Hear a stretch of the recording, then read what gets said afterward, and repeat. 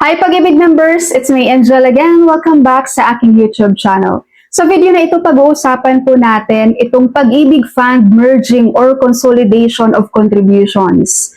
Ano nga ba ito? At kailangan ba talaga to ng isang Pag-ibig members? Babasahin natin tong comment na itago ko na lang yung pangalan niya.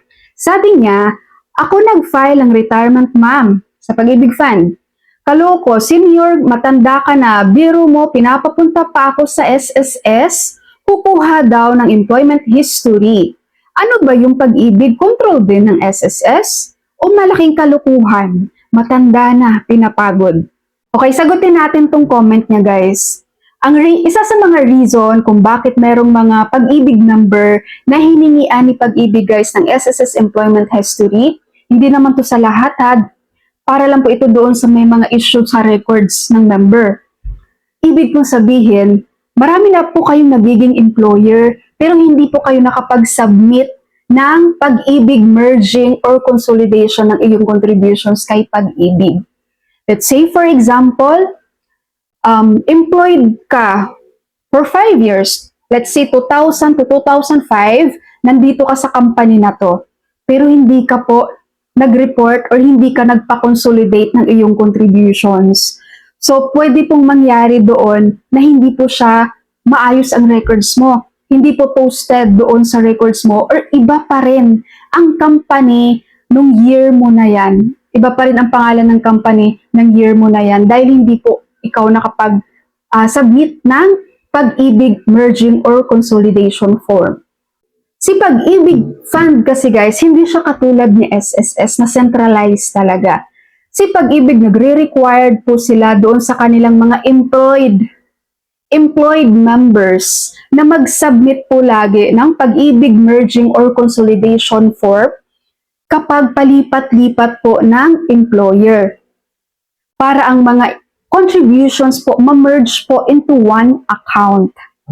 Kaya po, yung iba dito guys, naka-experience, may mga employee dito na naka-experience mag-apply ng loan.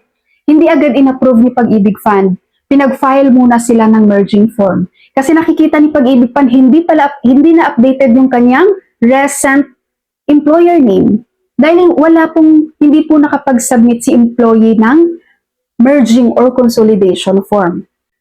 Itong nakikita nyo ngayon, ito po yung form ng Pag-ibig for consolidation or merging of members. Ito yung form nila. So, nandito yung mga members information. Guys, pag voluntary ka, no need for this ito, para lang po ito sa mga employed na nagkaroon po ng multiple employer. No? Maraming naging employer. So, dito sa baba, ayan, nakikita nyo dito, previous employer or business name, pangalan. Previous employer or business address. Inclusive dates. Ayan, ilalagay yan dito.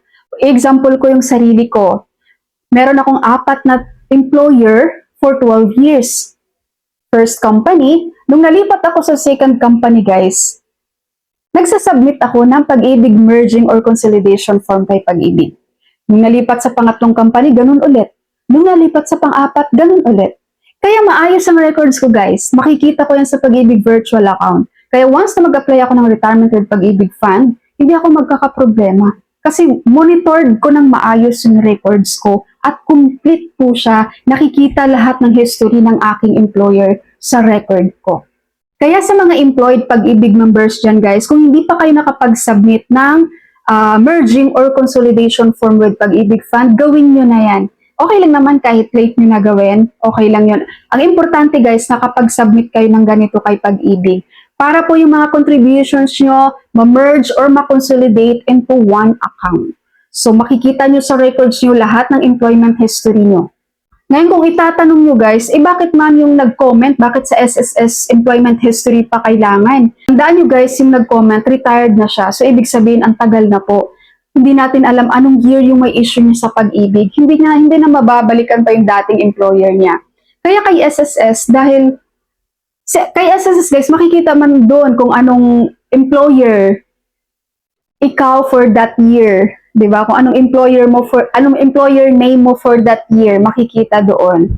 And matik naman kasi yan guys, kapag mandated contributions, hindi lang SSS ang kaltas niyan. Kasama na yung Pag-ibig tsaka PhilHealth.